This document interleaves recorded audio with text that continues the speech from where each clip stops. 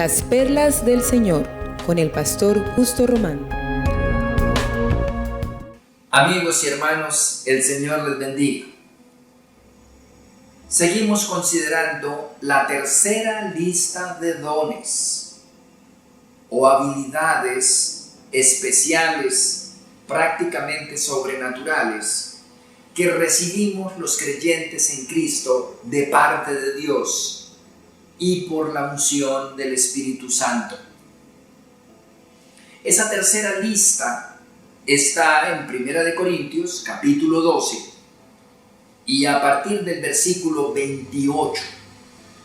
Ya consideramos en perlas anteriores apóstoles, los puntas de lanza de la iglesia, porque recordemos que esta lista tiene que ver con esas dotaciones divinas que necesita la iglesia como cuerpo de Cristo, como asociación de cristianos, para que funcione de manera correcta, sana y expansiva. Pues bien, el primero apóstoles, el segundo profetas o predicadores en el contexto de la iglesia, tercero maestros, que son, por decirlo así, enseñadores de las grandes verdades de la Sagrada Escritura acerca de las diversas áreas de la vida. Y en cuarto lugar, milagros. Se necesitan realmente milagros dentro de la iglesia, porque la iglesia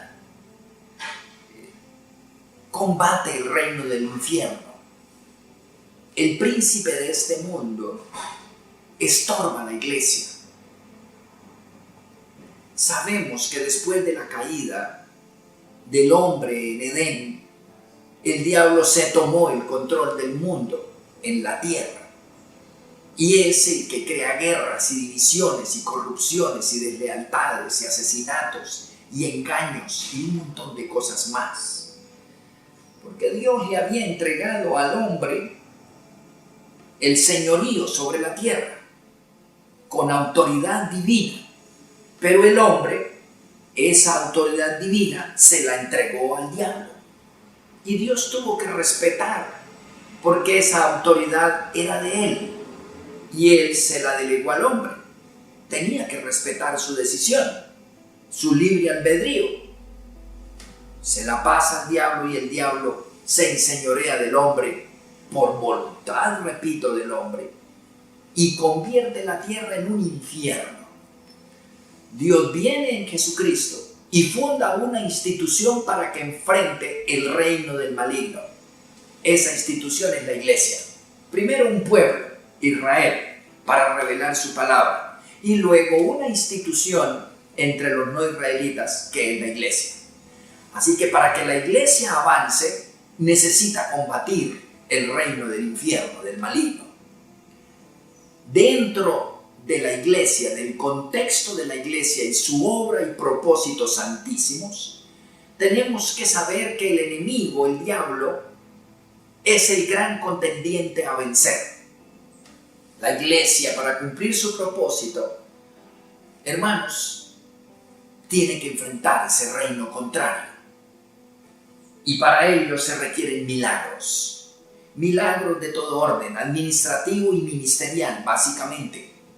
La iglesia tiene proyectos de evangelización, de discipulado, de formación, y para eso requiere programas administrativos, humanos, terrenales, manejo de finanzas. El maligno calumnia a la iglesia. En el mundo, precisamente, atacan la iglesia por el problema por el caso económico, que los pastores roban, que los diezmos, que ratas, que oportunistas, que explotadores. Si eso fuera así, la gente no es tonta, las iglesias estarían vacías, pero sabemos que no es así. Normalmente hablan los que desconocen la iglesia, los que desconocen la organización, nunca han estado en una iglesia ni administrativa, ni espiritual, ni ministerialmente. Por ello dicen tantas tonterías. Los que estamos adentro sabemos que esto es exactamente mentira y que Dios bendice de manera excepcional precisamente a los aportantes en la iglesia. Que la iglesia es el mejor banco que existe en la tierra en términos financieros. Que quienes hemos dado, como cuando yo lo hice por 20 y pico de años de manera libre, recibimos réditos materiales y económicos mejor que todos los demás en el mundo, y que encontramos paz, provisión, bendición, abundancia, y nuestra prole es bendecida como ninguno de los de afuera, que es la mejor inversión que existe. Pero ellos desconocen eso y son insuflados por Satanás para decir barbaridades. Los que no lo hacen, los que no invierten en la iglesia, generalmente terminan perdiendo todo lo que obtuvieron para su propia vergüenza y maldición. Le negaron a Dios y a su obra el sustento, sus propósitos eternos. No invirtieron en los propósitos de Dios. Los que sí lo hicimos, nunca paramos de crecer, de a poco, pero consistentemente. Por ello se necesitan milagros financieros en la iglesia. Nosotros que llevamos 20 años en la iglesia, la Gran Comisión de Jesucristo en Cali, hemos tenido que ver la intervención poderosísima del Señor de manera milagrosa y portentosa. Los recursos se han multiplicado. Aparecimos de una manera, obviamente, ahorrando, proveyéndonos, siendo prudentes, administrando concienzudamente los pocos recursos de la iglesia. Nos dio el Señor sabiduría y multiplicó los recursos. Y todos decimos y dicen, ¿cómo fue que pudimos adquirir una casa de 500 millones de pesos sin deuda y sin haber tenido fondos? Y la pudimos adquirir. Era y es para el servicio de niños, casi 200 niños, de jovencitos, una reunión de 100 jovencitos permanentes en formación.